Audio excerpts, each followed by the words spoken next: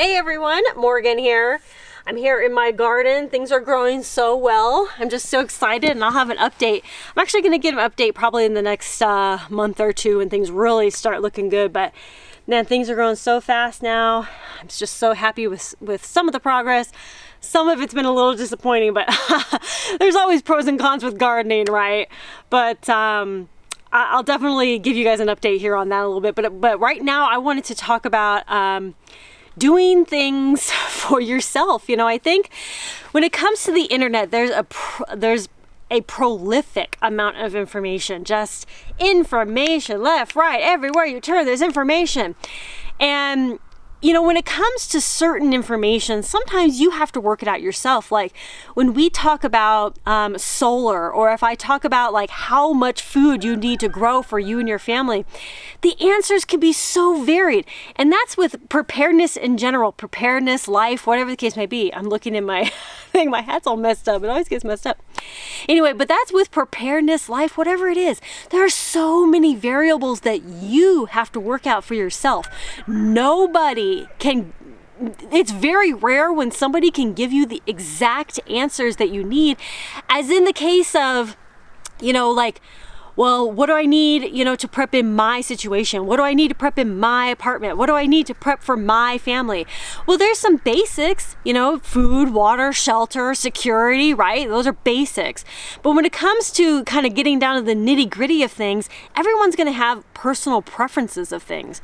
And so like every time I talk about gardening or like food storage and things, there's a lot of variety of ways that we can do things.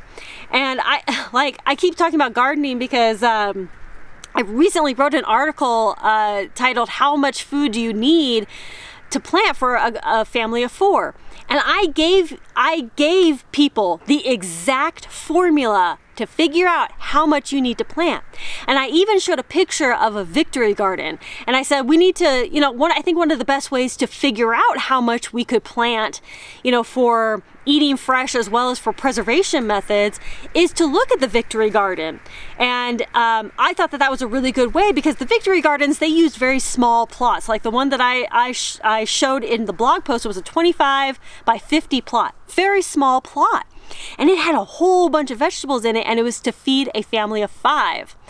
And so I said, you know, we need to look at this victory garden. All you have to do is literally look at the lines and say, okay, well, this line has bush beans on it, right? Okay, so this line has bush beans. Well, I can space, you know, bush beans, you know, 3 inches apart, 3 inches on an 18-inch row would be about 6 or 7-ish seeds that I could grow. I get about a pound per. They were saying you can get like 4 to 7 pounds per 10-foot row. So an 18-inch row is a lot shorter, et cetera, et cetera. It's all about math, you know, when it comes to some things, you know, like, how much food do you want to store for a year for your family? Well, that's going to be dependent on how much you eat, you know, you know, do you have kids that eat a lot more, teenagers that eat a lot more?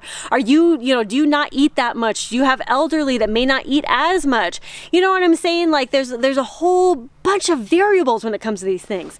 Yes, you know, you want to store that food, water, you need that shelter, you know, you need skills, you need security, all these things. But when it comes down to that nitty gritty, it's all very personable. And I really wish that I could just come to your house and just do all this stuff for you. But you are the only one that can take action on this stuff. Sometimes you need to do a little bit of work on your end. You know what I mean? Sometimes you need to make a little bit of an effort, take some action, and do these things. I can only offer you information, and then you take that information and do whatever you want with it, right? And then if that information doesn't apply to you, you can always say, hey, Morgan, what about this? Hey, Morgan, what about that? And more often than not, if somebody says, hey, what about this? I say, you know what? If that's going to work for you, then that's going to work for you. That's totally fine. My method may not work exactly the same way that it's going to work for you, and vice versa. We can all share ideas, but that doesn't mean that my idea is going to be the best for you or that your idea is going to be the best for me. Okay? All we can do is share information, and it's up to us to then take that information, maybe do a little bit of extra research, and actual work and action on our part. Okay? If I had just done research on my garden about the no-till and then just been like, nah, forget it. It's too much work. I don't want to do that. It's too hard. That's just making excuses. And I don't want to make excuses. I actually want to produce, and I want things to actually grow, and I want, to be successful in the things that I want to be successful at. So I work very, very hard, and I do these things so that I can take action. And if something is not working right for me, I go find something that's going to work right for me. And a lot of people have a really hard time with putting in that work.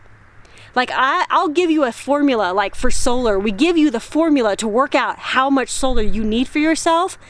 But people still have a really difficult time with it because it's something that doesn't come naturally to a lot of people. It certainly didn't come naturally to me, like working out that formula. Math in general doesn't come too natural to me, but like working out how much food I would need for a family to preserve and eat fresh.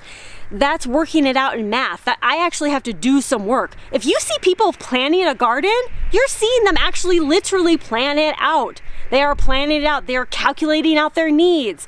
I can't tell you how much you should or shouldn't grow. Just, figure it out. Sometimes you have to actually do the work. Not sometimes. More often than not, you got to do the work. You have to put in that work. You have to put in the calculations. You have to put in the action. You, not me. I can't do that for you. Nobody else can do anything for you, but you can do something for yourself. And you can take that action. You can take those steps necessary. So, like I said, if something's not working out for you, information's not working out for you, then find what is going to work for you. Figure it out. Figure out the solution that's going to be best for you. And take the action needed to get her done. Thank you all so much for watching. Conquer tomorrow by preparing today. I'll talk to y'all later. Bye.